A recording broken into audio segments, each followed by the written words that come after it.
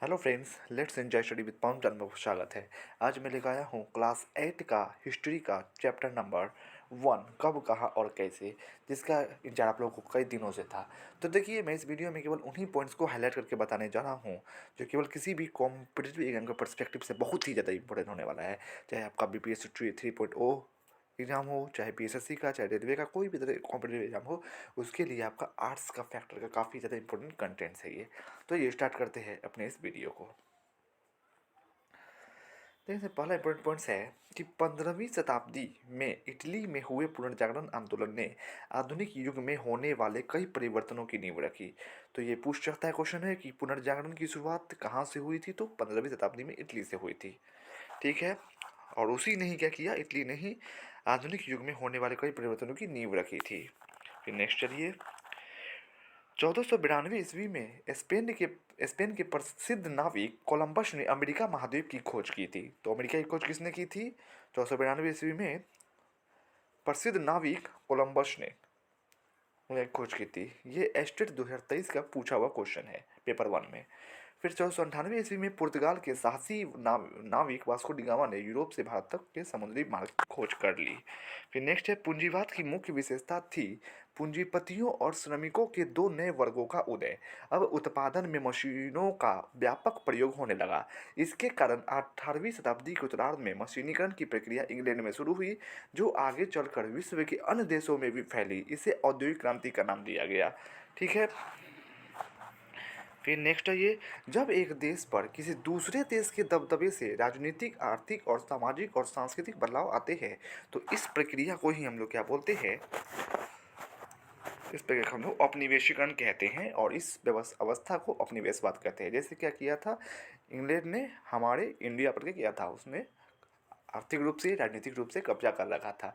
तो वो इंग्लैंड का इंडिया क्या हो गया? वो औपनिवेश हो गया। और यह व्यवस्था क्या कहलाई? यह अवस्था क्या कहलाई? उपनिवेशवाद कहलाई, जिसको आप लोग इंग्लिश में कॉलोनियलिज्म बोलते हो। फिर नेक्स्ट है ये कि म्यांमार तत्कालीन, जिसका नाम है बर्मा, तथा श्रीलंका तत्कालीन सिलोन, उस समय नाम क्या था? सिलोन। पहले 1937 ईस्वी तक अंग्रेजों के एशियाई साम्राज्य के अंग थे। स्वतंत्रता के बाद सन 1947 ईस्वी में हमारा देश दो भागों में विभाजित हो गया, भारत और पाकिस्तान। बलूचिस्तान, सिंध, पश्चिमी पंजाब एवं पूर्वी बंगाल पाकिस्तान में चले गए। बाद में पाकिस्तान का पूर्वी हिस्सा अलग होकर बांग्लादेश के नाम से स्वतंत्र देश बना। फिर नेक्स्ट है ये नीचे, 1912 में उड़ीसा बिहार एवं उड़ीसा को बंगाल से अलग कर एक नया प्रांत बनाया गया। ये भी स्टेट 2023 का पूछा हुआ क्वेश्चन है कि बिहार बंगाल से किस वर्ष अलग हुआ?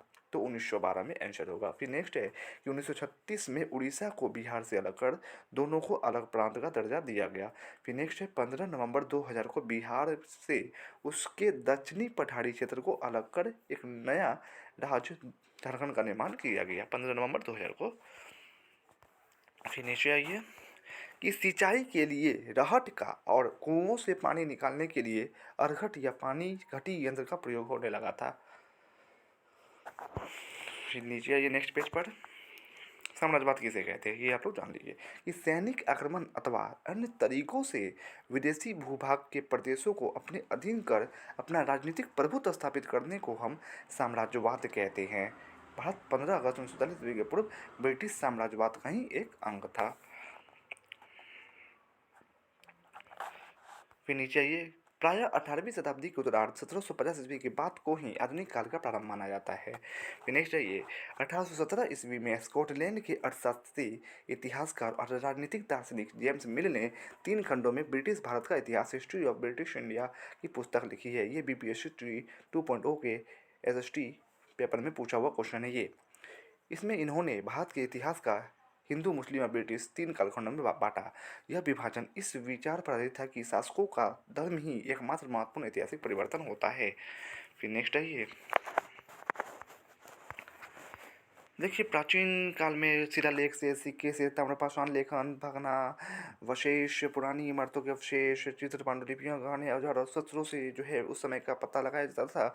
और मध्यकाल में पांडुलिपि, अभिलेख, सिक्के, मिनिएचर, लघु चित्रों की श्रृंखला, साहित्यिक रचनाएं, लोकप्रिय लेखन, यात्रियों के संस्मरण यात्रा वृत्तांत जिसको बोलते हैं आप, ऐतिहासिक लेखन से पता लगाया जाता था उस समय के समाज के बारे में। फिर नेक्स्ट आइए, भारत में पहली बार जनगणना 1872 ईस्वी में हुई थी। डैन ब्राउन के उपन्यास द विंसी कोड पर आधारित निर्माता रोन हावर्ड की film the Vinci code Cannes film महोत्सव में 18 मई 2006 को इस फिल्म का प्रीमियर आयोजित किया गया था। करीब 200 साल पहले कैमरे का आविष्कार हुआ था। भारत में इसके इस्तेमाल 1850 ईस्वी के दौरान शुरू हुआ। भारत में कैमरे का आविष्कार जो है इस्तेमाल 1850 ईस्वी के दौरान शुरू हुआ। मुगल साम्राज्य के अंतिम बादशाह बहादुर शाह द्वितीय का फोटो उपलब्ध है। वह पहला और आखिरी मुगल बादशाह था जिसकी फोटो कैमरे में खींची गई थी। फिर ये नेक्स्ट पेज पर चलते हैं।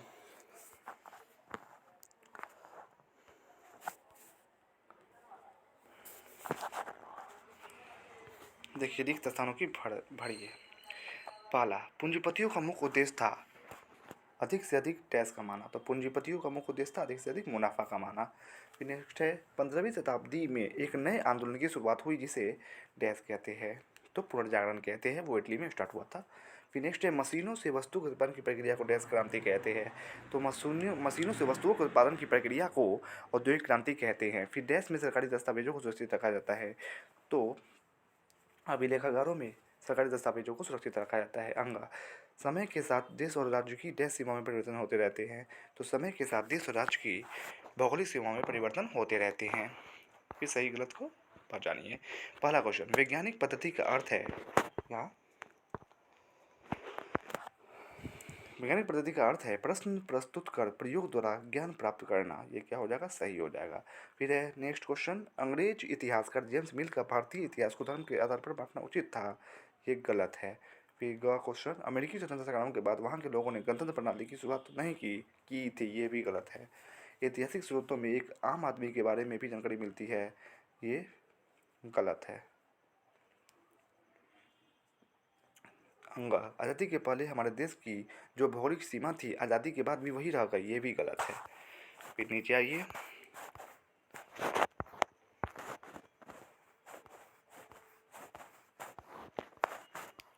भारत में पहली बार जनगणना की प्रक्रिया 1872 में शुरू हुई थी, जो कुछ कारणों से 1881 में ही संपन्न हुई, और आखिरी जनगणना 2011 में संपन्न हुई, जो 1872 के बाद की 15वीं जनगणना थी और आज़ाद भारत की 7वीं जनगणना थी। फिर ये कुछ महत्वपूर्ण प्रश्न है। पहला क्वेश्चन, अध्ययन की सुविधा के लिए इतिहास को कितने कालखंडों में बांटा गया है? तो 3 कालखंडों में बांटा गया है, प्राचीन इतिहास, मध्ययुगीन इतिहास और आधुनिक इतिहास। दूसरा क्वेश्चन, 15वीं शताब्दी में इटली में कौन सा नया आंदोलन शुरू हुआ था? तो पुनर्जागरण। फिर नेक्स्ट है तीसरा क्वेश्चन, हमारे अमेरिका महाद्वीप की खोज किस प्रसिद्ध नाविक ने की थी? तो कोलंबस ने की थी। चौथा क्वेश्चन, मशीनीकरण की प्रक्रिया इंग्लैंड में किस सदी के उत्तरार्ध से शुरू हुई? तो 18वीं सदी के उत्तरार्ध से शुरू हुई। पांचवा क्वेश्चन, 20वीं शताब्दी के आरंभ में बिहार एवं उड़ीसा किस प्रांत के अंग थे? तो बंगाल के अंग थे। फिर ये रिक्त स्थानों की पूर्ति करें। पहला क्वेश्चन, डैश के नाविक डैश ने 1498 ईस्वी में यूरोप से भारत तक के समुद्री मार्ग की खोज की थी। तो पुर्तगाल के नाविक वास्को डी गामा ने 1498 ईस्वी में पूर्व यूरोप से भारत तक के समुद्री मार्ग की खोज की थी। फिर डैश के प्रसिद्ध नाविक डैश ने 1492 ईस्वी में अमेरिका महाद्वीप की खोज की थी। तो स्पेन के नाविक, ये भी आप लोगों को याद रखना है, स्पेन के प्रसिद्ध नाविक कोलंबस ने 1492 ईस्वी में अमेरिका महाद्वीप की खोज की थी। फिर नेक्स्ट है तीसरा क्वेश्चन, कि 15वीं शताब्दी के अंत तक यूरोप में एक नई सामाजिक व्यवस्था का जन्म हुआ जिसे डैश कहते हैं, जिसे पुनर्जागरण कहते हैं। सॉरी, यूरोप में पूछ रहा है, यूरोप में बोल रहा है तो पूंजीवाद का जन्म हुआ, पूंजीवाद कहते हैं उसको। 15वीं शताब्दी के अंत तक यूरोप में एक नई सामाजिक व्यवस्था का जन्म हुआ जिसे पूंजीवाद कहते हैं। चौथा क्वेश्चन, जब एक देश पर किसी दूसरे देश के दबदबे से वहाँ के राजनीतिक, आर्थिक, सामाजिक और सांस्कृतिक बदलाव आते हैं तो इस प्रक्रिया को डैश कहा जाता है, और इस अवस्था को उपनिवेशवाद कहा जाता है। तो इस प्रक्रिया को औपनिवेशीकरण कहा जाता है। पांचवा क्वेश्चन, इतिहास को हम अलग अलग डैश में बांटने की कोशिश करते हैं। तो इतिहास को हम अलग अलग कालखंडों में बांटने की कोशिश करते हैं। तो वीडियो कैसा लगा कमेंट्स में ज़रूर बताइए। अगर अच्छा लगा तो प्लीज़ प्लीज़ प्लीज़ मेरे चैनल को सब्सक्राइब करें, शेयर करें, लाइक एंड कमेंट्स जरूर करें, ताकि नोटिफिकेशन आप लोगों को नेक्स्ट वीडियो का सबसे पहले मिल जाए। Thanks for watching and subscribe for more videos.